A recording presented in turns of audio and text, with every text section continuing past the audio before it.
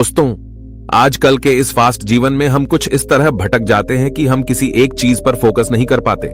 Social media notification से हम आसानी से भटक जाते हैं। हम किसी भी काम को बड़े ही उत्साह के साथ शुरू तो कर देते हैं, लेकिन किसी नई और चमकदार चीज के आकर्षण में उस काम को तुरंत छोड़ देते हैं। गौतम बुद्ध की इस कहानी के जरिए आइए जानते हैं कि हम इस समस्या का हल कैसे निकालें। बहुत समय पहले की बात है। किसी गांव में एक सम्राट था।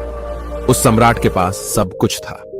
बेशुमार दौलत थी, अच्छी प्रजा थी जो उसका ख्याल रखती थी, उसके आदेशों का पालन किया करती थी, और वह भी अपनी प्रजा का खूब ध्यान रखा करता था। उन्हें कभी किसी चीज की कोई कमी महसूस नहीं होने देता था। कहने को तो उस सम्राट के पास सब कुछ था, किसी चीज की कोई कमी नहीं थी, लेकिन उसका मन कभी किसी एक काम पर नहीं टिक पाता था। वह जब भी किसी भी चीज को करने का प्रयास करता तो उसका ध्यान कहीं भटक जाता। इस चीज को लेकर वो बहुत चिंतित रहता था। कई बार वो अपने पड़ोसी राज्य के राजाओं से भी मिला था और सभी ने उसे अलग अलग राय दी थी। सभी ने उसे अलग अलग तरीके बताए थे। जो भी तरीके उस सम्राट ने सुने थे, उन तरीकों को अपने जीवन में उतारा, लेकिन उन उपायों से उसे कोई लाभ न मिला, जिस कारण वो हमेशा चिंतित रहता, परेशान रहता। कई बार तो रातों को उसे नींद भी नहीं आती और वह केवल करवटें बदलता रहता। एक दिन सम्राट के कानों तक एक बात पहुंची कि उसके राज्य में एक ऐसा असाधारण व्यक्ति है जिसके शब्द अनमोल हैं, जिसके एक एक शब्द में जीवन का रहस्य छुपा है, जीवन का सत्य छुपा है। और उस व्यक्ति से मिलने के लिए लोग दूर दूर से आते हैं, क्योंकि हर व्यक्ति की समस्या का समाधान वह बड़ी ही सरलता और आसानी से करता है। यह बात सुनकर सम्राट बहुत प्रसन्न हुआ। उसे लगा कि अब उसके सवालों का जवाब उसे मिल जाएगा। इतनी तारीफ सुनकर सम्राट ने यह तय किया कि वह तुरंत ही जाकर उस व्यक्ति से मिलेंगे और उसे यह भी पता चल जाएगा कि जो लोग उनकी इतनी तारीफ कर रहे हैं, क्या वह सच है या नहीं।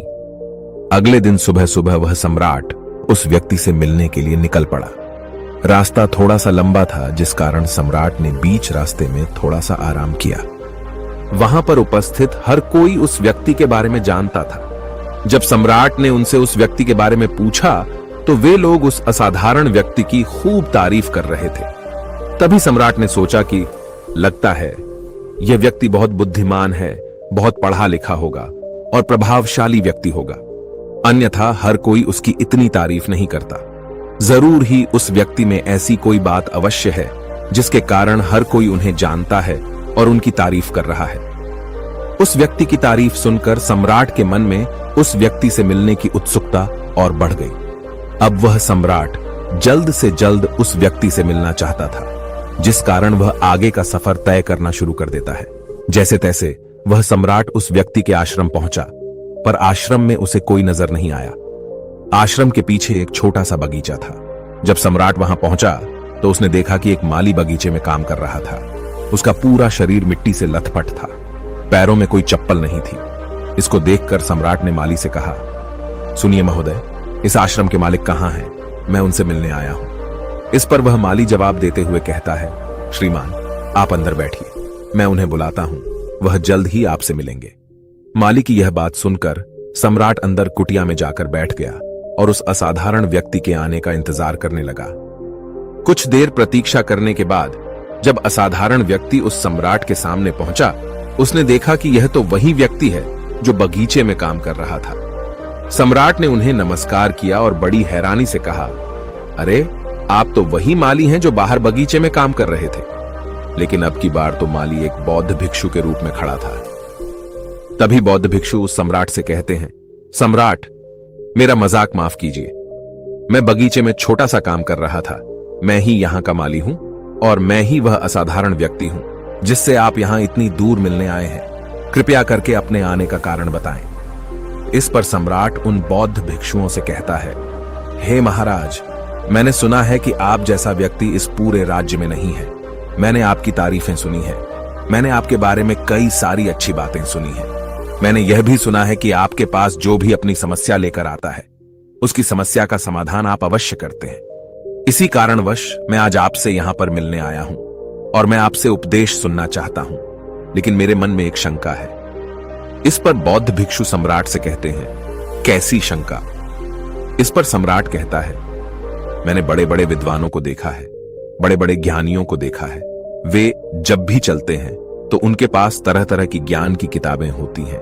उनके पास ऐसा कोई न कोई संकेत जरूर नजर आता है जिससे यह पता चल सकता है कि वे लोग ज्ञानी हैं। लेकिन आपके पास तो न कोई ज्ञान की किताबें हैं और न ही कोई ऐसी कला के संकेत आप में नजर आ रहे हैं, लेकिन उसके बावजूद आप बहुत शांत नजर आ रहे हैं। क्या आप मुझे इसका रहस्य बता सकते हैं? इस पर बौद्ध भिक्षु मुस्कुराने लगे और सम्राट से कहते हैं, मेरा ज्ञान तो इस संस्कार में प्रकृति के रूप में हर जगह है। मैं अपना ज्ञान जीवन की सरल और साधारण वस्तुओं से ही लेता हूं। पर महाराज, आप यहां किस समस्या को लेकर परेशान हैं?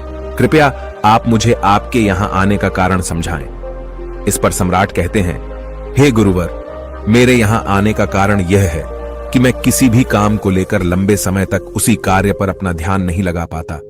मैं कुछ ही देर में उस कार्य से भटक जाता हूं। कृपया कर मुझे अपनी इस समस्या का समाधान बताएं। मैं इस बात से काफी चिंतित हूं। बौद्ध भिक्षु ने सम्राट की चिंता को समझकर कहा, महाराज, आपकी समस्या मुझे समझ आ गई है।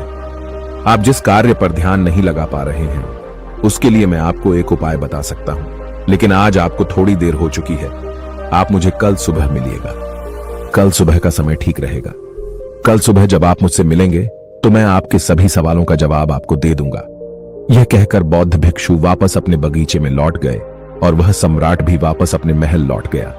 लेकिन सम्राट को रात भर नींद नहीं आई। वह बस यही सोच में लगा था कि आखिर बौद्ध भिक्षु मुझे क्या बताने वाले हैं। वह तो मुझे एक साधारण से माली नजर आ रहे हैं, लेकिन जिस तरह से उनका मन शांत था, जिस तरह से वह शांत नजर आ रहे थे, यह बहुत आश्चर्य करने वाली बात है। रात भर सम्राट इन्हीं ख्यालों में खोया रहा। अगले दिन सुबह सूरज निकलने से ठीक पहले सम्राट उस आश्रम पर वापस पहुंचा। वहां पर बौद्ध भिक्षु पहले से ही उपस्थित थे। जैसे ही सम्राट वहां पहुंचा, उन बौद्ध भिक्षु ने एक पानी का छोटा सा जग उस सम्राट के हाथ में थमाते हुए कहते हैं, इसे लीजिए और पौधों पर धीरे धीरे पानी डालिए। और ऐसा करते करते यह आपके सामने पूरे 15 पौधे हैं। इन सभी पर आपको इसी प्रकार पानी डालते चले जाना है। लेकिन जब आप इस क्रिया को कर रहे होंगे तो उस वक्त मेरी एक बात का अवश्य ध्यान रखिएगा कि आपको इस दौरान कुछ और नहीं करना है, ना कुछ सोचना है और ना ही कहीं आपका ध्यान भटकना चाहिए। आप जब इन पौधों को पानी दे रहे होंगे तो आपका पूरा ध्यान केवल इन पौधों पर ही होना चाहिए। यदि इस बीच आपके मन में कोई विचार आए तो वहीं पर रुक जाइएगा और फिर दोबारा से पहले पौधे से पानी डालना शुरू कीजिएगा। और जब आप मेरी बात मानकर ठीक इसी प्रकार इन सभी 15 पौधों को पानी दे देंगे, तब आप मेरे पास आइएगा और मैं आपके सभी सवालों का जवाब आपको दे दूंगा। उस सम्राट ने आज तक ऐसा कोई काम नहीं किया था और सम्राट को यह काम बहुत छोटा सा लग रहा था। सम्राट पहली बार ऐसा कोई काम करने जा रहा था। उस पानी के जग से पहले पौधे पर बड़ी ध्यानपूर्वक पानी दिया और फिर दूसरे पौधे की ओर आगे बढ़ा। दूसरे पौधे पर भी उसने बड़े ध्यानपूर्वक पानी दिया। फिर उसने तीसरे पौधे पर पानी देना शुरू किया ही था कि उसके मन में तरह तरह के विचार उत्पन्न होने लगे। उसे अपने महल का बगीचा याद आने लगा, जहां पर तरह तरह के फूल थे, तरह तरह के पौधे लगे हुए थे। तभी अचानक उस सम्राट को उन बौद्ध भिक्षुओं की बात याद आ गई। यदि मन में कोई भी विचार उत्पन्न हो तो उसे फिर से पहले पौधे से पानी देना शुरू करना होगा। तुरंत ही पहले पौधे के पास वापस पहुंचा और उसने फिर से पहले पौधे को पानी दिया। दूसरे पौधे को उसने फिर से ध्यानपूर्वक पानी दिया। जैसे ही वह तीसरे पौधे पर पहुंचा, उसके मन में फिर से कई तरह के विचार उत्पन्न होने लगे। अब की बार यह सोच रहा था, पता नहीं मेरे बिना मेरे साम्राज्य में क्या हो रहा होगा। और अब की बार सम्राट को बहुत क्रोध आने लगा। उसने सोचा कि आखिर में यह छोटा सा कार्य क्यों नहीं कर पा रहा हूं। वह तुरंत ही फिर से पहले पौधे के पास पहुंचा। उसने अब की बार बड़ी ध्यानपूर्वक पहले पौधे को पानी दिया, दूसरे पौधे को भी बड़े ध्यानपूर्वक पानी दिया। ऐसे करते करते अब की बार सम्राट करीबन 5 पौधों में बहुत ही ध्यानपूर्वक पानी दे चुका था। लेकिन अब की बार जैसे ही उसने छठे पौधे पर पानी देना शुरू किया, उस पानी को देखकर सम्राट के मन में नदी के विचार उत्पन्न होने लगे और सम्राट अब बहुत परेशान हो चुका था। जितनी बार वह पौधों को पानी देने का प्रयास करता, हर बार वह असफल हो जाता। उसका मन उतना ही ज्यादा व्याकुल होता जाता और वह खुद पर क्रोधित हो जाता। सम्राट यह बात बहुत अच्छी तरह से जानता था कि वह भिक्षु उसकी परीक्षा ले रहे हैं। वह बहुत बुद्धिमान था, इस कारण उसने उन बौद्ध भिक्षुओं के सभी नियमों का पालन करना जरूरी समझा। सम्राट जितनी बार भी कोशिश करता, हर बार वह असफल हो जाता। उसका मन उतना ही ज्यादा व्याकुल होता जाता, हमेशा खुद को किसी न किसी विचार में उलझा हुआ पाता। ऐसे ही करते करते सुबह से शाम का वक्त हो चुका था, लेकिन अब तक वह सम्राट पूरे 15 पौधों में पानी नहीं दे पाया था। जब बौद्ध भिक्षु लौटकर शाम को वापस आश्रम लौटे तो उन्होंने देखा कि वह सम्राट थक हार कर बैठा हुआ है और तरह तरह की बातों में उलझा हुआ है। तभी बौद्ध भिक्षु सम्राट के पास पहुंचे और कहने लगे, हे सम्राट, मैं तुम्हारी ईमानदारी से बहुत खुश हूं। तुमने अपने कार्य को पूरे मन और लगन के साथ करने का पूरा प्रयास किया, इसलिए जो बात मैं तुम्हें बताने जा रहा हूं उसे बड़ी ही ध्यानपूर्वक सुनना और समझने का प्रयास करना। जब हमारा मन विचारों से खाली हो जाता है तब उसमें मन का असली स्वरूप नजर आता है। तब साधारण से साधारण सा काम भी हमें ज्ञान और शांति देता है। इस पर सम्राट उन बौद्ध भिक्षुओं से कहता है, हे महाराज, पर यह कैसे संभव है? मैं तो जब भी कोई कार्य करता हूं तो मन में कई तरह के विचार उत्पन्न होते हैं और मैं उन विचारों में फंस कर रह जाता हूं और वहां से बाहर निकलने का कोई रास्ता मुझे नजर नहीं आता। तभी बौद्ध भिक्षु मुस्कुराने लगे और सम्राट से कहते हैं, हे सम्राट, तुम पौधों में पानी नहीं डाल रहे थे, तुम तो जल्दी जल्दी अपने इस कार्य को बस खत्म करना चाहते थे। तुम्हारे मन में तो यह विचार उत्पन्न हो रहा था कि तुम जल्दी से जल्दी इन 15 पौधों में पानी दे दो और उसके बाद तुम मुझसे मिल सको, मुझसे अपने प्रश्नों का उत्तर जान सको। किसी कारणवश यह कार्य तुम्हें बोझ सा प्रतीत हो रहा था, मानो मैंने तुम्हारे कंधों पर एक बड़ा बोझ रख दिया हो, और यही कारण है कि तुम अपने आप को इस पल में रोक नहीं पाए। जब हमारे सामने पड़ा हुआ कार्य बोझ लगता है तो हम उसे बस जैसे तैसे खत्म करना चाहते हैं और उस काम को करते समय हम अपना पूरा ध्यान उस कार्य पर नहीं दे पाते।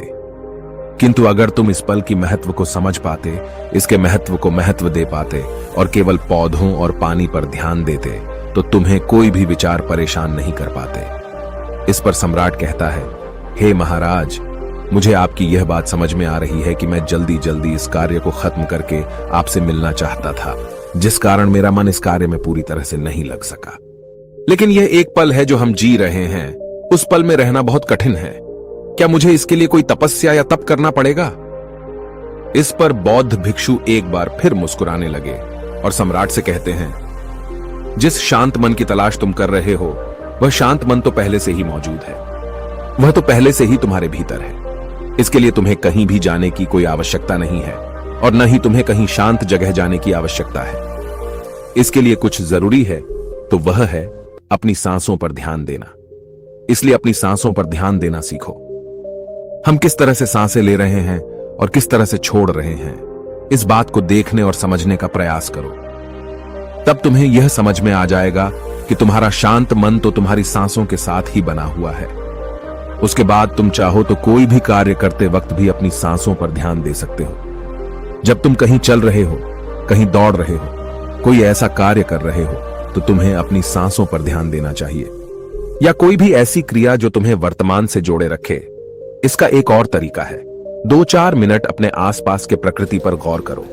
देखो कि क्या चल रहा है तुम्हारे आसपास। इससे तुम वर्तमान में आ जाओगे। फिर तुम अपने कार्य को जल्दी जल्दी बस यूं ही खत्म नहीं करके उसे पूरे मन से करने का प्रयास करो, जिससे तुम्हारा मन एकाग्र होगा। और जब तुम्हारा मन एकाग्र होगा तो तुम चाहे कोई भी कार्य क्यों ना करो, फिर चाहे वह छोटा हो या बड़ा, तुम्हारा मन उसमें पूरी तरह से विलीन हो जाएगा और वह कार्य ही तुम्हें शांति और ज्ञान भी प्रदान करेगा। ऐसे समय पर हमारे मन में किसी प्रकार के कोई विचार उत्पन्न नहीं हो पाते और जब हम ऐसा करते हैं तो कर्ता और कर्म एक हो जाते हैं और हमारे भीतर की जो शांति है वह प्रकट होने लगती है। हम उसमें मग्न हो जाते हैं। इसे तुम चाहे तो आनंद कह सकते हो या फिर वर्तमान में जीना कह सकते हो और यह अवस्था बड़ी सरलता से प्राप्त भी कर सकते हो। बस तुम्हें केवल अभ्यास करना होगा। बौद्ध भिक्षु सम्राट से कहते हैं, जो मन मुश्किलों में शांत रहता है, मुश्किलों से भागता नहीं है, केवल सचेत रहता है, वह मन हर परेशानी को पार कर सकता है, हर दुविधा से बाहर निकल सकता है। सम्राट को उन बौद्ध भिक्षुओं की यह सारी बातें समझ में आ चुकी थी। उसने उन बौद्ध भिक्षुओं को प्रणाम किया और वहां से वापस वह अपने राजमहल लौट आया। उसने अपनी सांसों पर ध्यान देना शुरू किया और धीरे धीरे इस निरंतर अभ्यास के कारण वह अपने हर कार्य को ध्यान और मन लगाकर किया करता था, जिससे उसे असीम शांति मिलती थी और वह छोटे छोटे कार्यों से भी बड़ा से बड़ा ज्ञान प्राप्त कर लेता था। इसलिए दोस्तों, कभी किसी कार्य को बोझ मानकर मत कीजिए। क्योंकि यदि आप उसे बोझ मानेंगे तो जल्दी जल्दी उसे आप अपने ऊपर से उतारने का प्रयास करेंगे, अर्थात उसे जल्दी जल्दी खत्म करने का प्रयास करेंगे। लेकिन इस प्रयास के दौरान आप जो भी कार्य करेंगे वह पूरे मन और लगन से नहीं हो पाएगा, और ऐसे में आप उस कार्य को जो अंजाम देना चाहते हैं, हो सकता है कि आप उसे अंजाम भी न दे सकें, और इसी कारणवश आपके मन में तनाव भी पैदा हो जाता है। हम चिंतित रहने लगते हैं, परेशान रहने लगते हैं, क्योंकि जो अंजाम हम उस कार्य को देना चाहते थे, अंजाम हम उस कार्य को न दे सकें। और हम में से अधिकांश लोग यही गलतियां करते हैं। जब उन्हें कोई कार्य सौंपा जाता है तो वह उस कार्य को करने का प्रयास तो करते हैं, लेकिन वह चाहते हैं कि वह कार्य कितनी जल्दी खत्म हो जाए, और वह उस कार्य को करते वक्त अपने आप को वहां नहीं रख पाते, बल्कि उनका मन तो कहीं और ही भटकता रहता है, जिससे हमारा मन हम पर हावी होने लगता है, हमें तरह तरह के विचार दिखाता है, और हम उन विचारों में डूबते चले जाते हैं, हम उन विचारों में फंसते चले जाते हैं, और फिर वहां से हमें निकलने का कोई रास्ता नजर नहीं आता, जिससे हमारे मन में तनाव पैदा होने लगता है। हम बहुत परेशान रहने लगते हैं, हम चाहकर भी किसी कार्य को नहीं कर पाते, और जो कार्य हमें वर्तमान की ओर ले जा सकता था, उस दरवाजे को हम खुद ही बंद कर देते हैं, क्योंकि वह कार्य हमें बोझ लगने लगता है। इसलिए जब भी आप कोई कार्य शुरू करना चाहते हैं तो उससे पहले अपना पूरा ध्यान अपनी सांसों पर केंद्रित करें, और फिर आप चाहें तो अपने काम के दौरान भी अपनी सांसों पर अपना ध्यान लगाए रख सकते हैं, और यही सांस का जो ध्यान है, यह आपके काम के ध्यान में परिवर्तित हो जाएगा, और इस कार्य में जो भी कठिनाइयां उत्पन्न हो रही हैं, उसे आप पल भर में सुलझा देंगे, फिर चाहे कैसी भी विपरीत परिस्थितियां आपके सामने क्यों ना आ जाए। आप उस कार्य को पूरे मन और लगन के साथ पूरा करके ही रहेंगे। दोस्तों, उम्मीद है कि आपने आज के इस वीडियो से जरूर कुछ न कुछ सीखा होगा, तो इस वीडियो को अपने दोस्तों के साथ शेयर करना ना भूलें।